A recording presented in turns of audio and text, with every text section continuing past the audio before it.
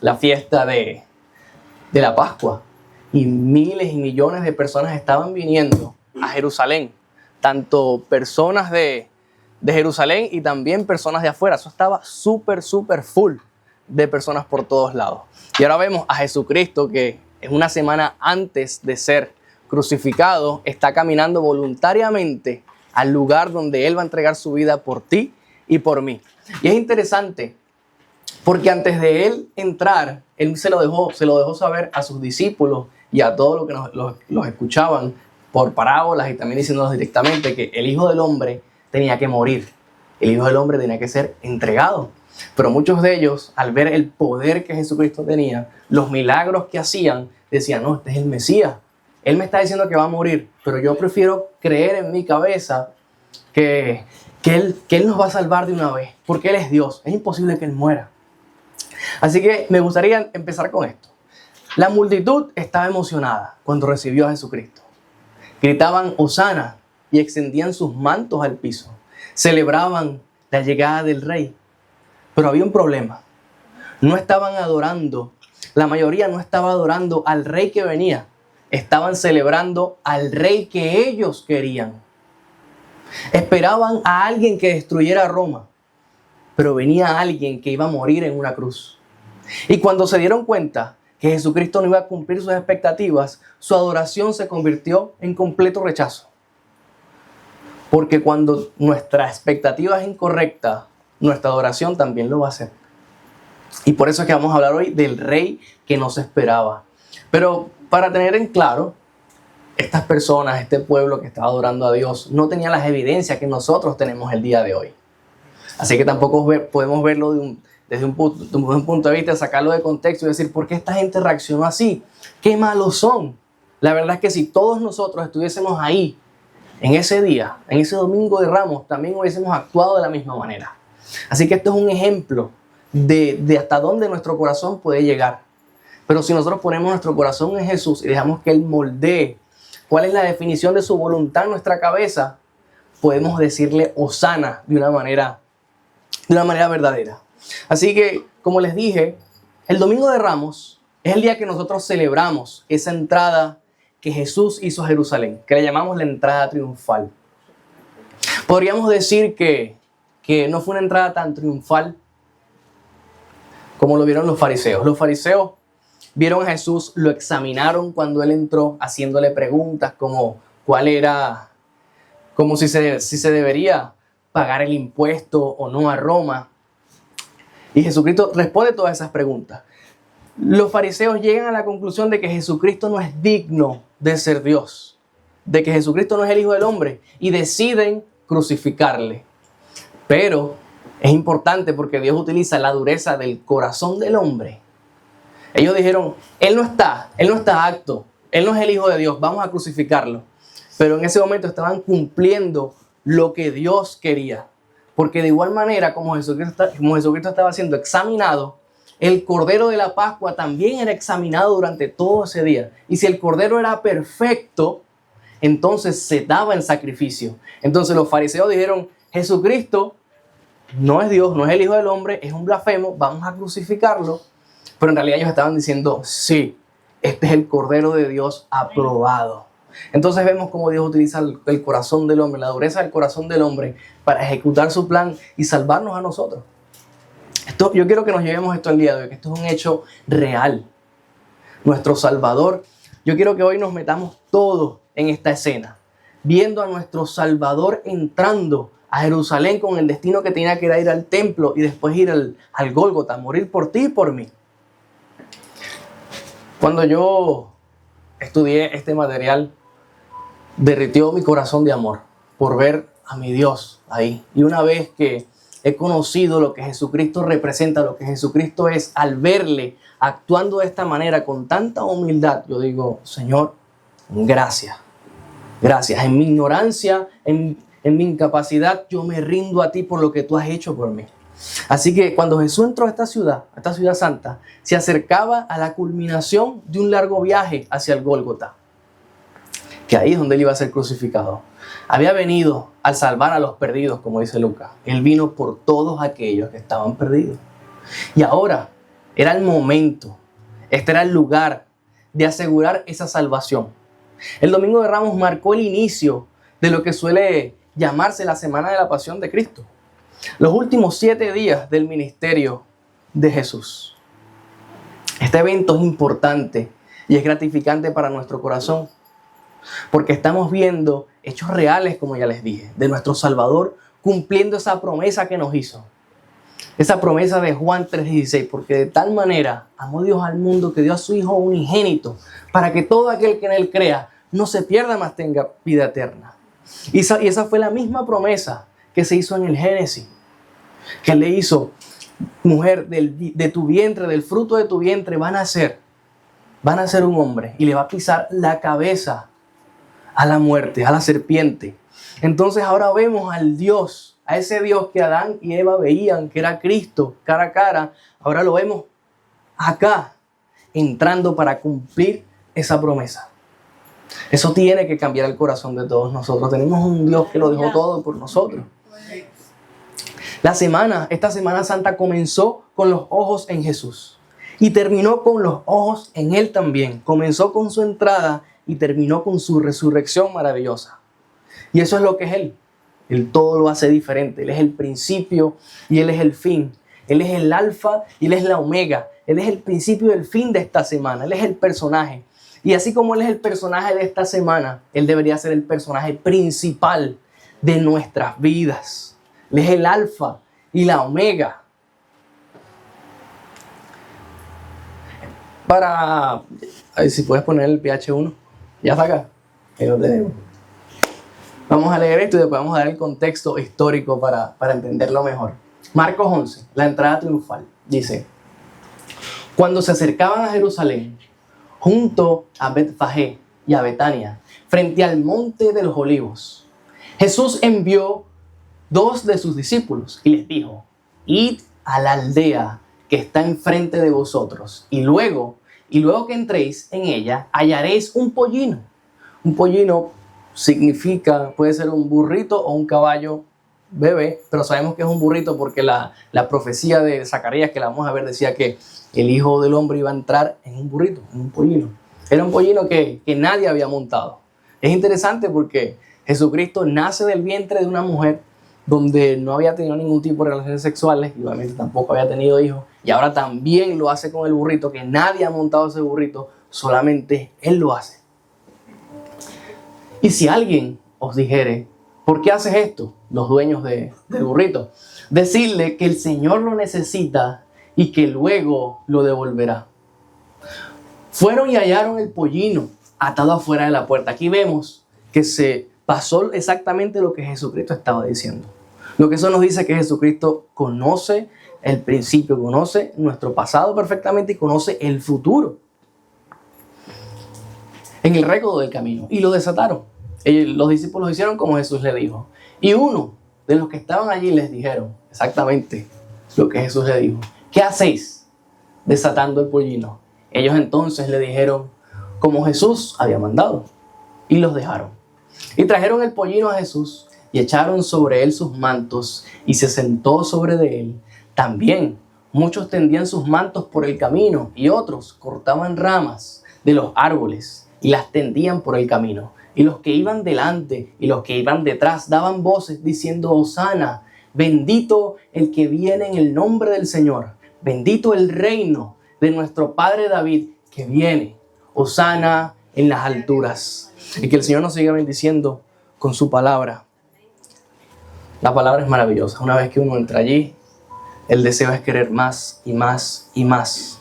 Y si ese no es el sentimiento que hoy tenemos, hay que revisar nuestra fe. Hay que revisarla y no hay ningún problema con eso. Jesucristo es aquel que hace todas las cosas nuevas. Y Él es el que nos permite y nos capacita para poder estar cerca de Él. Como dice Filipenses, todo lo podemos en Cristo que nos fortalece. Y ahí es donde ese versículo aplica. En donde nosotros podemos doblegar nuestra carne y ponerla a servicio de aquel que se lo merece. El contexto histórico de todo lo que estaba pasando acá. Israel se encontraba bajo el dominio, el imperio romano. La opresión romana era un yugo pesado para los judíos, quienes anhelaban ellos anhelaban un Mesías que los liberara de esta opresión, que era parecido a lo que ellos estaban viviendo en Egipto. El contexto del Mesías, un libertador enviado por Dios, ellos tenían en la cabeza, bueno, Dios va a enviar un Mesías que nos va a liberar de todas estas opresiones. Era la idea de este Mesías que iba a liberar, era la idea central de la fe judía. Sin embargo, las expectativas sobre el Mesías se habían distorsionado. Muchos esperaban un líder militar. Muchos esperaban un líder poderoso que los liberara de la fuerza romana, estableciendo un reino terrenal. Ellos estaban esperando que esa entrada triunfal fuera cuando Jesucristo estableciera de una vez su reino. Ese reino que se le prometió al pueblo, que se nos prometió a nosotros, que él saldría del hijo de David y él es el que se va a sentar en el trono y él va a reinar por siempre. Ellos pensaban que era ahora. Y por eso es que hoy estamos hablando sobre el rey que ellos no esperaban. No eran todos, pero habían unos que tenían, la mayoría tenía esta distorsión en su mente, que me imagino que después de que Jesucristo resucitó y les muestra que Él es Dios, por qué fue que murió, muchos de ellos se tuvieron que ver arrepentidos. Y es normal, este es el proceso. Cuando Dios llegó a nuestras vidas, ninguno de nosotros estaba dispuesto a escuchar al 100%. Fue un trabajo que alguien hizo, que alguien sembró esa semilla y que hoy el pastor las está recogiendo. Jesús demostró cuál era el pensamiento y cuál era su propósito al entrar a Jerusalén. Al entrar con este burrito le estaba diciendo algo a las multitudes, pero el deseo que ellos tenían de ser libres en el ahora, enfocarse en lo que ellos veían y no enfocarse en lo que no veían, ellos obviaban lo que Jesucristo les estaba diciendo a gritos. Jesús cumple, vamos a hablar sobre Zacarías 9:9. Jesús cumple lo que Zacarías muchos años antes había profetizado, había dicho. Y esto es lo que dijo Zacarías. Alégrate mucho, hija de Sión. Da voces de júbilo, hija de Jerusalén. He aquí, tu rey vendrá a ti. Y esto es maravilloso.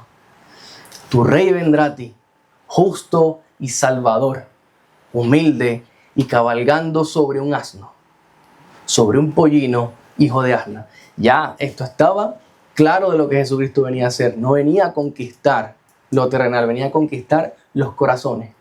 Porque ¿de qué le servía a Jesucristo en ese mismo momento establecer su reino si sus súbditos no iban a poder estar con él? Porque si él de una vez hubiese establecido su reino, ninguno de nosotros pudiera compartir la eternidad con él. Y Jesús no es egoísta. Jesús es de relaciones. El Padre, el Hijo y el Espíritu Santo. Ellos podrían estar solos, pero se les ocurrió la brillante idea y gracia de crearnos a nosotros. Y nos perdimos. Y Él tuvo que venir a morir para que después nosotros podamos compartir su reino junto con Él. Así que muchos se preguntan, ¿por qué este rey de Zacarías entraría a Jerusalén con un asno en lugar de hacerlo con un caballo? El caballo representaba en ese tiempo independencia de Dios y poder militar, espíritu belicoso. De hecho, creo que es Deuteronomio, si no me equivoco, donde Dios da el mandato a los reyes que no negocien con Egipto y que no se llenen de tanta plata ni de tanto oro y tampoco que se llenen de caballos, de tantos caballos. ¿Por qué? Porque una vez que tú tenías un ejército con muchos caballos, ya tú te sentías independiente a Dios.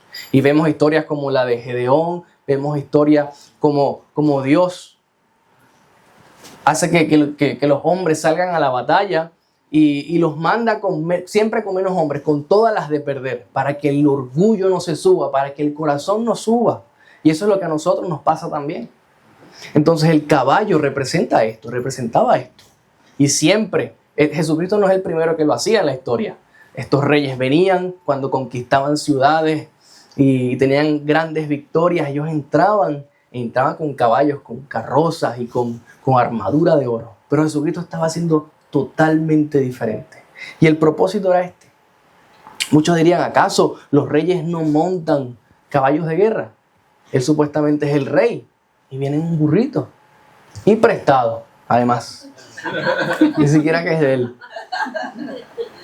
En el antiguo Medio Oriente, los líderes, como ya les dije, montaban estos caballos. Vemos un ejemplo en Primera de Reyes. Y vemos a Salomón cómo se monta en la mula de su padre para cuando lo proclaman como rey. Y esto es representación de que el reino de Salomón fue un reino de paz. Entonces Jesucristo, ya viniendo en el burrito, te está dando señales de que su reino es de paz.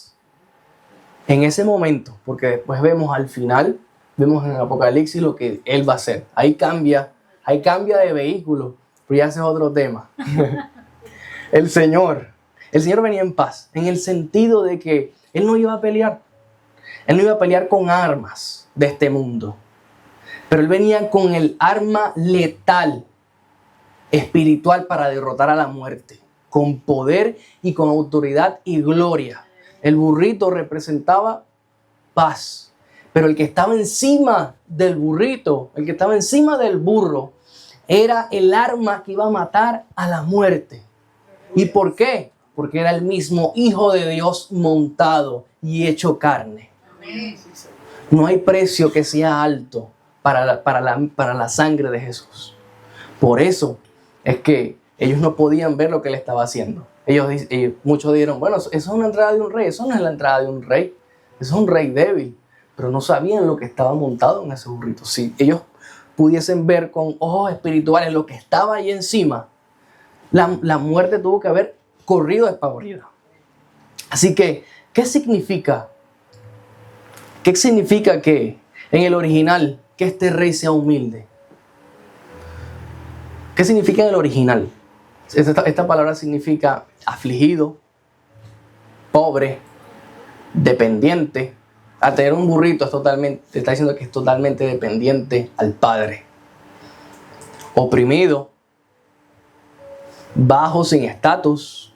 Él no viene como un rey poderoso al estilo humano. Viene como alguien que viene sin riqueza visible, viene sin un ejército, viene sin apariencia de grandeza y dependiendo totalmente de Dios.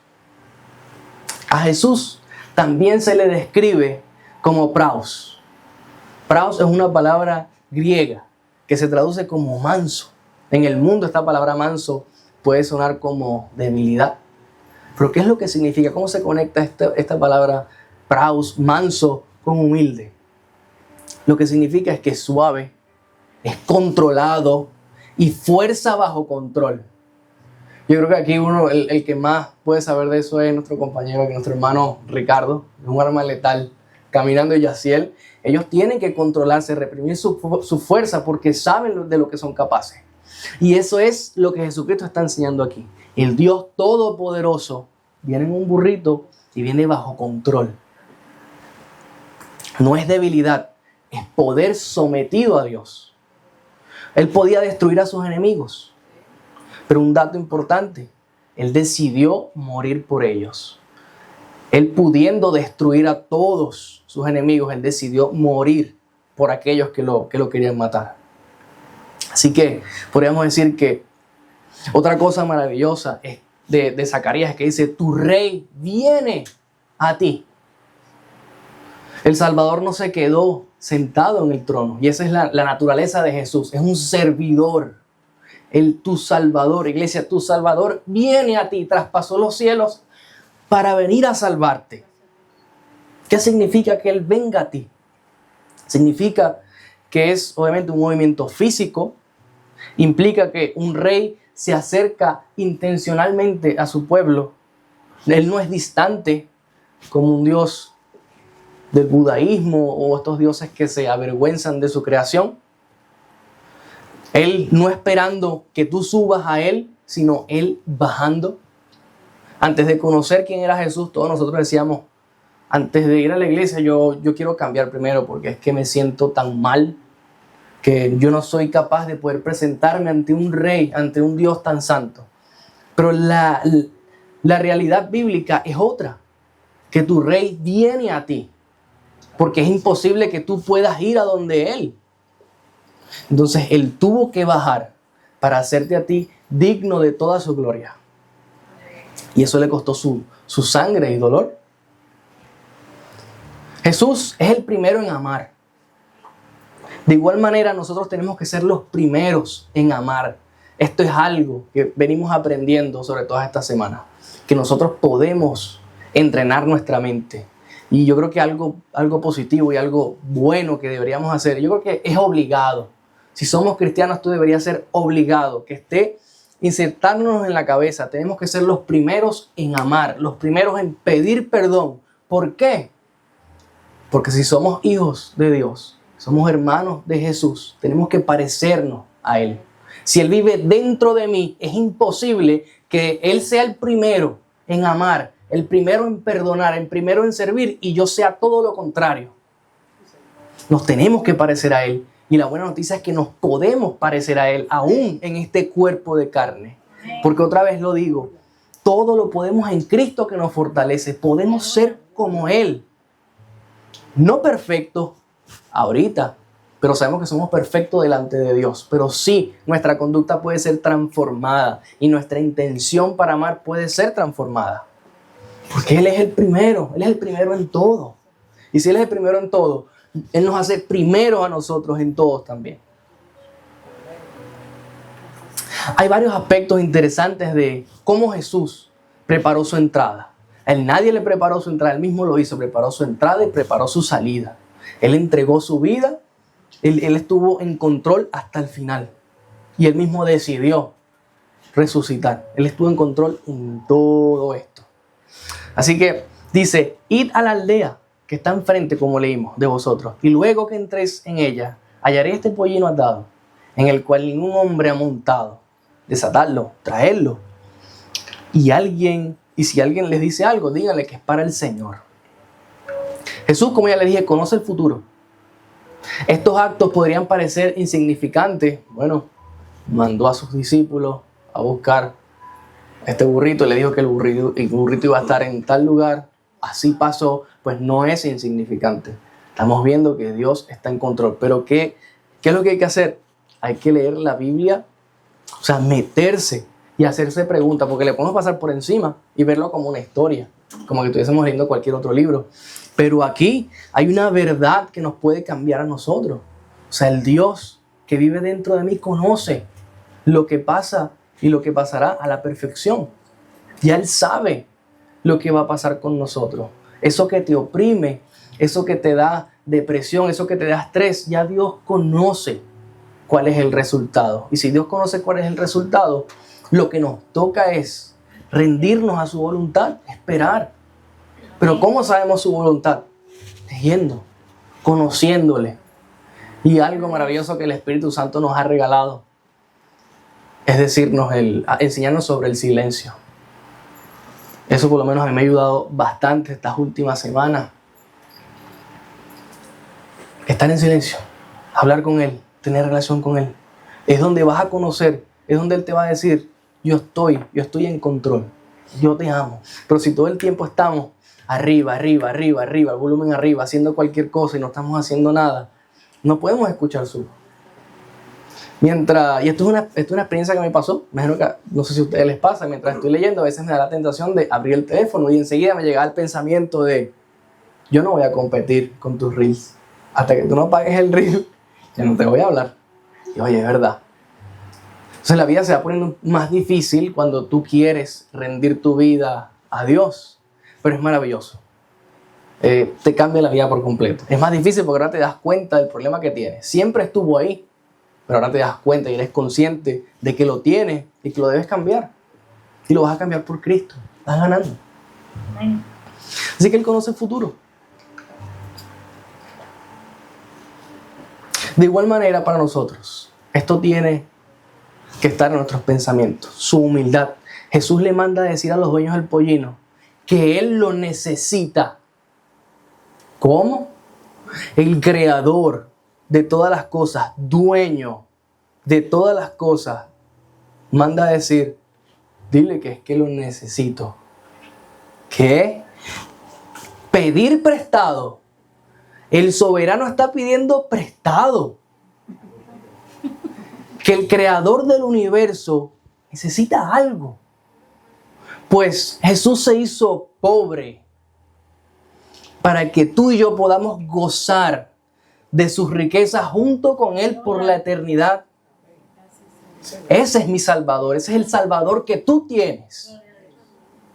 No le adoramos solamente porque lo sentimos un día, aunque es bueno cuando Él se deja sentir, pero también le adoramos aún cuando no lo sentimos, porque vemos esto. Aquel que lo dejó todo para salvar a este pecador solamente por amor, puro amor.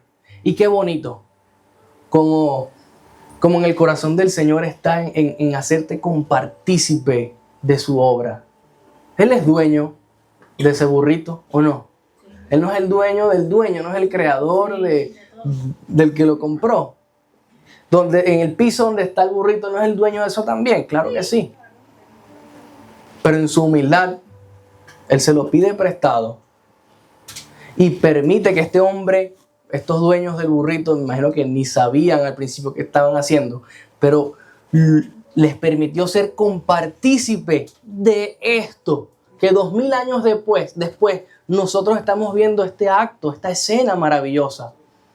Y no sabemos el nombre del individuo, pero fue parte de la historia. Lo veremos en el cielo, me imagino. O sea, y ese es el corazón de nuestro Dios, que no solamente Él lo dejó todo y se hizo pobre para que tú puedas gozar de sus riquezas y de su abundancia en la eternidad y aquí, sino que una vez que Él te salva, Él lo que te pide es que tú le adores con tu testimonio, que le digas al mundo lo que Él ha hecho en tu corazón.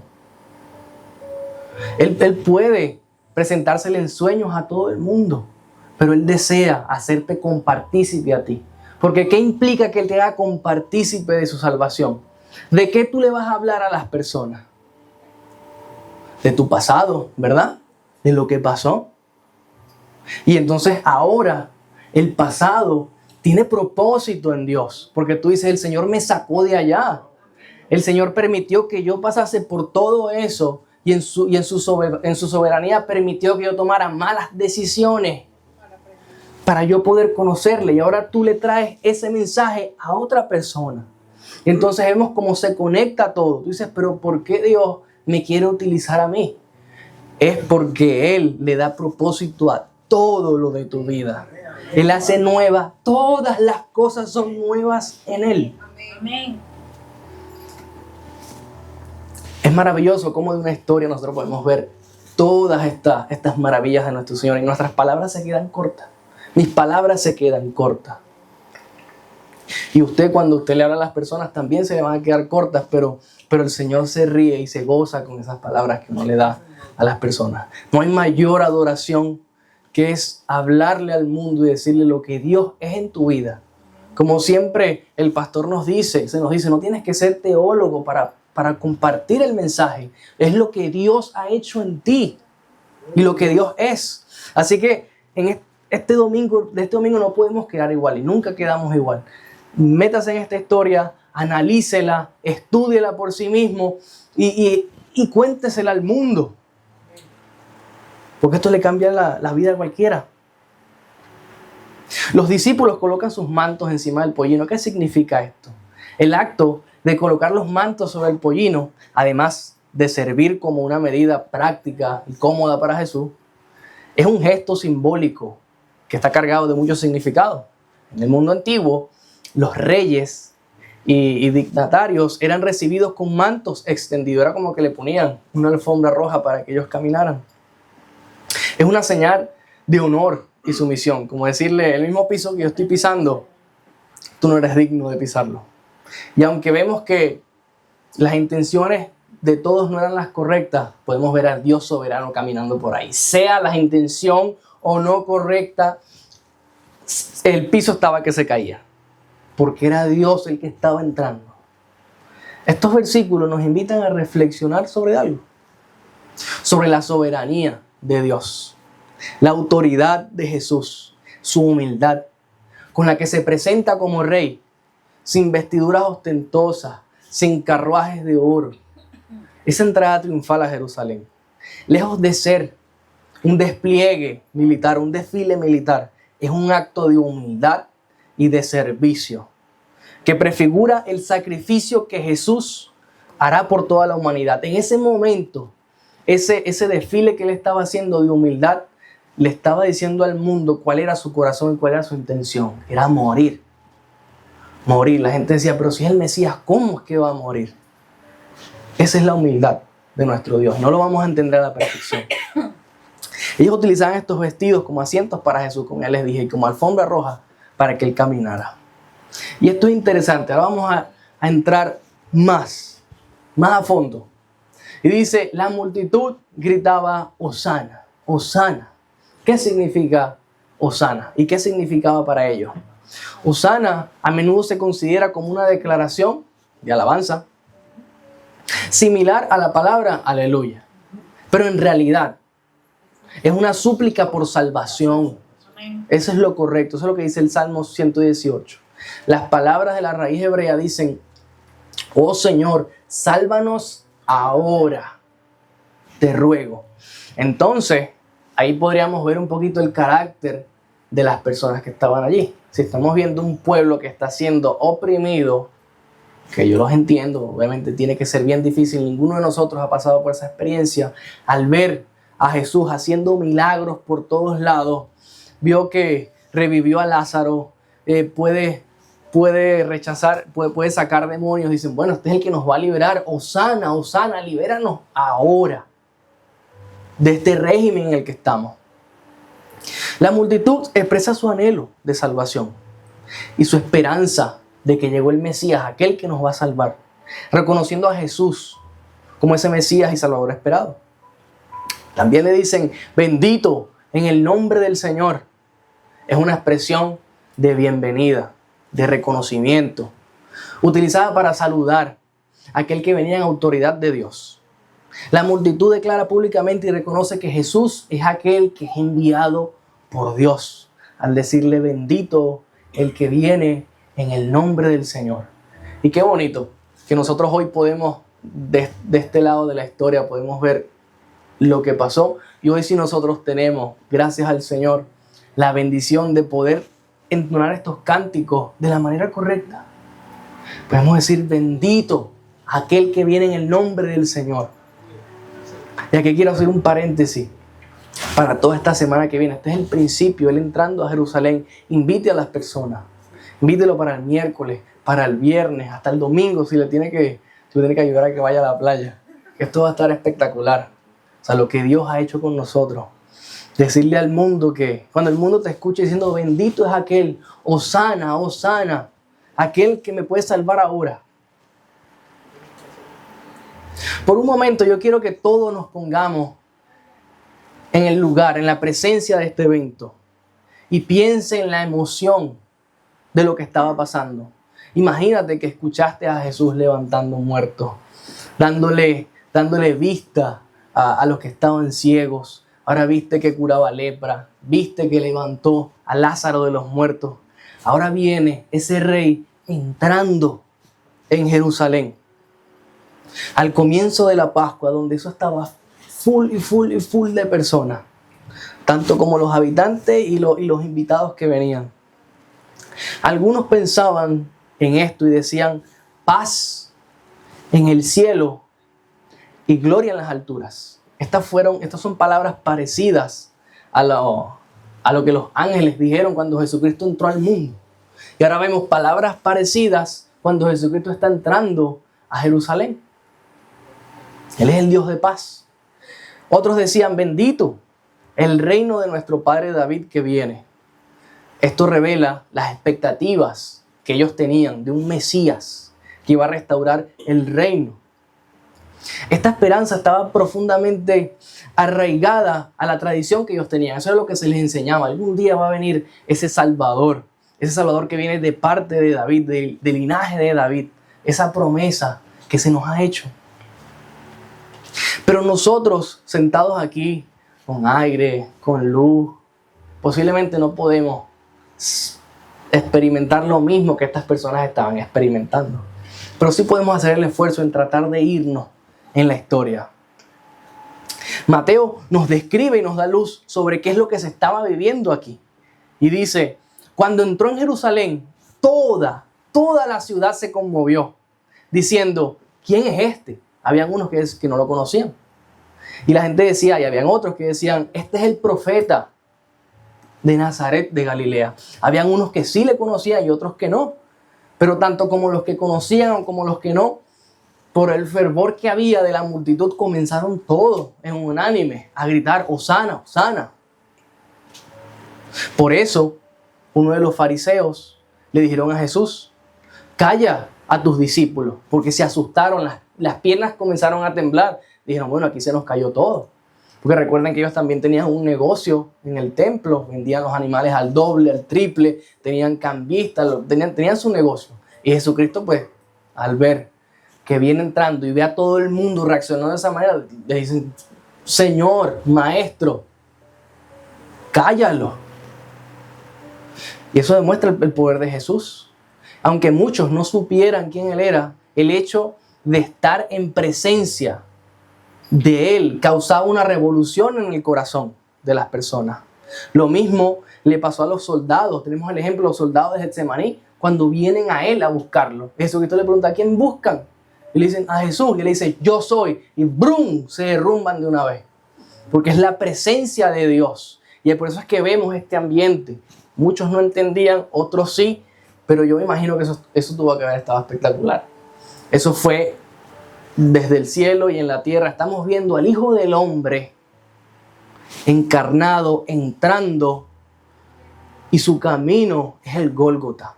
O sea, tiene que ser bien interesante esto. El Hijo de Dios va a ser entregado, el Hijo de Dios se va a entregar a sí mismo, va a morir por los pecados de toda la humanidad. Tanto así que hubo un temblor y las lumbreras se apagaron, porque es que el mismo Creador está muriendo por ti. Y eso es lo que también nos tenemos que llevar al día de hoy. Ese es el poder de aquel que murió por nosotros. Que el mundo nos diga que no tenemos valor. ¿Cómo que no tenemos valor? Si el Dios que murió por mí, que dio a su Hijo, el día que murió todo tembló, se rasgó el velo, la tierra, me imagino, hizo así. Ese Dios dio a su Hijo por ti y por mí, para todo aquel que quiera ser salvo. Los fariseos sintieron algo especial también, pero fue rechazo. Y les dijo, manda callar a tus discípulos. Y Jesús le respondió y les dijo, si ellos se callaran, hasta las piedras hablarían. Porque ellos creían que el que estaba montado ahí era un simple hombre, pero ese no es un simple hombre, ese era Dios encarnado, el Hijo de Dios, Jesucristo, que estaba ahí entrando. Si todo el mundo se quedaba callado, las piedras iban a decir Hosana también. El mismo burrito iba a decir Hosana también. En otras palabras, Jesús les dijo a los fariseos, Dios el Padre no se va a quedar callado. No se va a quedar callado ni va a dejar de dar testimonio de lo que yo soy y de lo que aquí está ocurriendo. Porque el Salvador del mundo está haciendo su entrada para ser entregado por los pecados de todos los que están aquí. Lo que él le dijo es, tú no sabes, mi Padre no se va a quedar callado. Lo mismo hizo cuando me bauticé. Cuando él se bautizó, los cielos se abrieron y esa voz salió. Tú eres mi Hijo amado, en el cual tengo complacencia. Imagínense, si todos se hubiesen quedado callados, hasta las piedras lo iban a hacer. Porque Jesús, el gran yo soy, es el que está ahí. Pero sería bueno, ya que vimos toda esta escena, hacer una pausa antes de seguir y hacernos unas preguntas.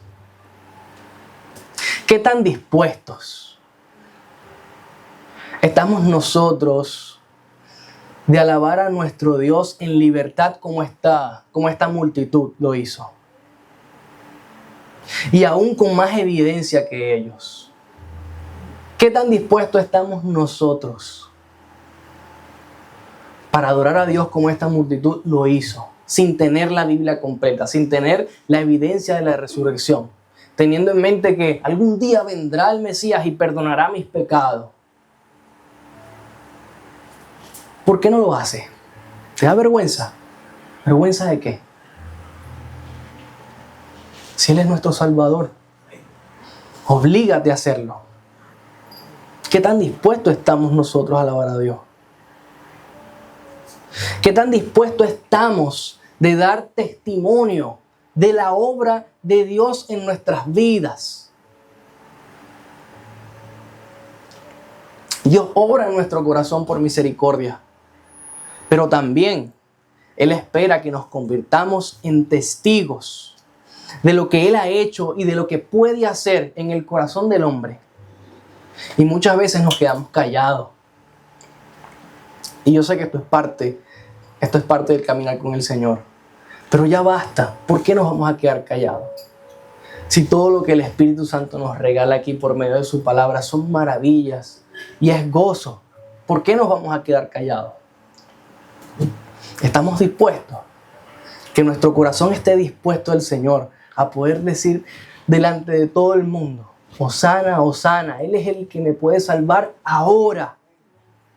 Para que le digas al mundo, Él es el que te puede salvar ahora. Cristo no nos manda a hablarle a las personas que estén dispuestas, sino nos pide que demos testimonio de lo que Jesucristo vale para nosotros, que demos testimonio de cuán valioso es Jesús en nuestras vidas. Eso es lo que Él nos está pidiendo. Él no te pide que tú solamente le hables a las personas que estén dispuestas a escuchar el mensaje. Él te está pidiendo es que tú le digas a las personas cuán valioso es Él para tu vida. Y yo creo que todos acá podemos hacer eso. Dios ha hecho cosas grandes en la vida de nosotros, que muchas de ellas no son visibles, pero esas son las más grandes, porque el milagro que sigue pasando todos los días es la transformación de nuestros corazones. Pablo dice: porque no me avergüenzo del Evangelio, porque es poder de Dios para salvación de aquel que lo cree. ¿Por qué nos avergonzamos? Si esto es lo que va a salvar a las personas. Si lo que viene es un reino eterno donde Él va a ser el gobernador. Tenemos la verdad en nosotros. Ahora, al ver este escenario completo, ese sentimiento de euforia que estaba pasando, vemos a Jesús rodeado de una multitud incontable. Pero esto me lleva también a hacerme una pregunta. Y es la siguiente: ¿cómo un hombre tan rodeado de gente termina tan solo?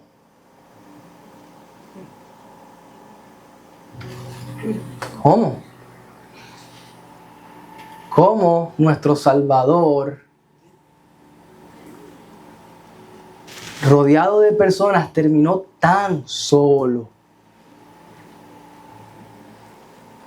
Cuando yo pensé esto, yo dije: Señor, ¿por qué lo hiciste? Dentro de mí es que es amor. O sea, tranquilo. Yo entiendo. Jesucristo dice: yo entiendo el corazón del hombre. Por eso es que la Biblia dice que Él amó primero, que Él nos amó primero a nosotros. Entonces, ¿pero por qué terminó tan solo? Y las dos palabras claves son estas: propósito y expectativa. Jesús, antes de subir a Jerusalén, lo dejó claro en más de una ocasión. Él dijo: yo tengo que morir y resucitar para salvarlos a todos ustedes. Ese era el propósito que Cristo tenía en llegar a Jerusalén y entregarse a sí mismo. En la multitud tenemos dos grupos de personas, entendiendo el contexto. Obviamente, otra vez, quiero recalcar, no vamos a ver a estas personas como que son las más malas o los pecadores, porque sabemos el contexto en el que ellos estaban. El primer grupo, aunque no tenía toda la revelación completa, tenían solamente la esperanza de ese Mesías que iba a venir. Ellos creyeron y adoraron a Cristo como el Mesías prometido. Verdaderamente, yo pienso que sí, entonaron ese Hosana y bendito aquel que viene en el nombre del Señor genuinamente. Pero en el otro lado tenemos los que solamente estaban diciendo Hosana, porque solo querían un beneficio. Para ellos, solamente querían un beneficio para ellos. Y verdaderamente no les importaba quién era Jesús. Estaban enfocados en el ahora, en lo que ellos podían ver. Dicen, yo tengo opresión, tengo dificultad, por ahí dicen que va a venir un Dios, que va a venir un Mesías y nos va a libertar, pues yo voy a adorar con ellos. Se dejaron llevar por la emoción. Y eso es algo que también nos podemos llevar el día de hoy. Nos tenemos que llevar. Nosotros no seguimos a Dios por emociones, ni porque en mi familia se me enseñó, sino por lo que Él ha hecho en nuestras vidas. Entonces, ellos estaban enfocados en lo que podían ver. Y esto me recuerda a lo que Pablo dice, que las cosas que nosotros vemos son temporales. Todo lo que tú ves hoy, todo lo que puedes sentir, las aflicciones, todo eso, eso es temporal. Pero aquellas que no ves, esas son eternas. En eso pensar, en eso piensa. No te olvides que estás en la tierra y tienes un trabajo para Dios y tienes responsabilidades. Pero lo que te va a cargar a ti es poner tu mente en esas cosas que Dios te ha prometido, en ese galardón que Dios te prometió por servirle, en la eternidad junto con Él. Todas esas cosas que nosotros no vemos el día de hoy son eternas y son las que valen. Todo lo que te oprime, eso va a pasar. Y hay que tener mucho cuidado con eso, porque eso fue lo que llevó a esta multitud a decirle, Hosana, Hosana, bendito aquel que viene en el nombre del Señor. El domingo y el viernes gritaron, crucifíquenlo. ¿Cómo cambiaron tan rápido? Pues es la expectativa que tenían en sus corazones. Así que, si me puedes poner el pH 2. Esta imagen no es que está perfecta, pero traté. Mire. Viene Jesús entrando. Ya viene diciéndoles que Él va a morir, ¿verdad? Este es el pensamiento que Él tenía. Va a morir para salvarlos a todos ellos. Pero la multitud, ¿qué se imaginaba? A este Jesús romano no, sino un caballo, a venirlos a liberarlos de la opresión que estaban pasando. Y en realidad el propósito por el cual Jesús estaba viniendo era a recibir la ira de Dios. Porque como ya les dije, ¿de qué le servía a Jesucristo establecer su reino allí si todos los que estaban ahí no iban a ser compartícipes de su reino? Y muchos de ellos estaban enfocados en esto, pero Dios sabía que lo mejor para sus vidas era esto. Y se tuvieron que haber dado de cuenta después. Lo que eso nos dice es que el Señor tiene un propósito mucho más grande de lo que nosotros podemos imaginar. Y eso va más allá de las cosas que tú puedes ver.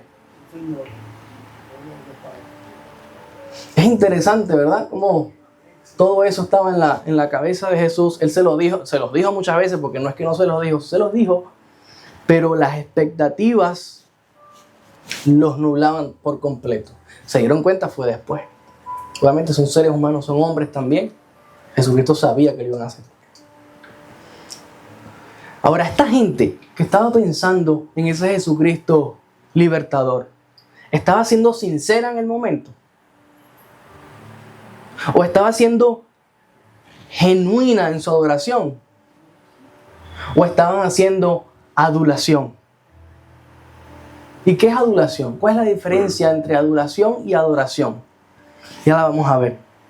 ¿Cómo sabemos la diferencia entre estas dos palabras? Adoración genuina y adulación.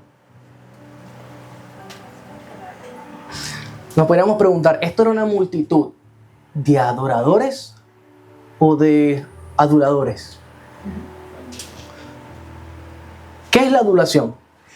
Es egoísta. Busca obtener el favor de algo, aprobación, beneficio.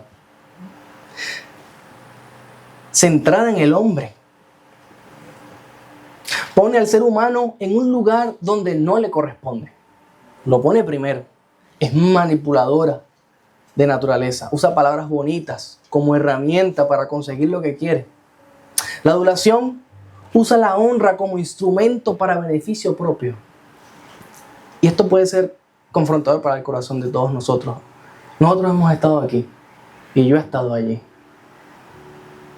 Y gracias a Dios podemos arrepentirnos delante de nuestro Señor. Decirle, Señor, perdóname porque he malinterpretado todos los hechos que me han pasado y tú has estado allí. Gracias por tu paciencia. Gracias por tu misericordia. ¿Qué es la adoración? La adoración es verdadera, es sincera. Nace de un corazón que está rendido al Señor. Está centrada en Dios y no en el hombre. No busca nada a cambio. Está basada en la verdad. Reconoce quién es Dios realmente. Porque si tú reconoces quién era Dios, ahora lo ves, que entra en un burrito. El burrito es prestado. Entrando, entrega su propia vida. Entonces ahora tú le adoras sin esperar nada a cambio porque te lo ha dado todo. Hay una canción que escuché en la mañana que dice: yo no quiero bendiciones, sino que te quiero a ti. Pero yo me comencé a preguntar y dije, bueno, pero es que Jesucristo es la mayor bendición. ¿Cómo yo voy a decir que no quiero bendiciones si Jesús es la bendición más grande que todos podemos tener? Le adoramos porque ya Él lo dio todo por nosotros. Traspasó los cielos y vino a vivir esta vida en necesidad, en pobreza. Para enseñarte a ti que tú eres más importante para Él que sus comodidades. Y todos nosotros eso es lo que debemos de desear. Una vez que nos chocamos con la cruz, queremos estar con Él por siempre. No importa el lugar. El cielo es cielo porque Él estará con nosotros. Si no, dejaría de ser cielo. La adoración entrega el corazón a Dios por quien Él es y no por lo que Él da. La adoración alaba a Dios por lo que espera recibir. La adoración verdadera lo honra por quien es Él, aunque no reciba nada a cambio. El pueblo gritaba Hosana. Aparentemente una adoración. Pero muchos después gritaron crucifíquenle. ¿Y por qué fue eso? Porque solamente ese Hosana lo gritaban porque ellos querían recibir esa liberación en el ahora. Esto muestra que no era adoración genuina. Era una expectativa egoísta. Ellos querían liberación política. No les importaba lo que Jesucristo quería hacer. Y Jesucristo quería salvarlos porque si Él no moría, todos ellos se iban a ir junto con los políticos. O sea, ahí vemos donde los pensamientos de Dios están por encima de nuestros pensamientos.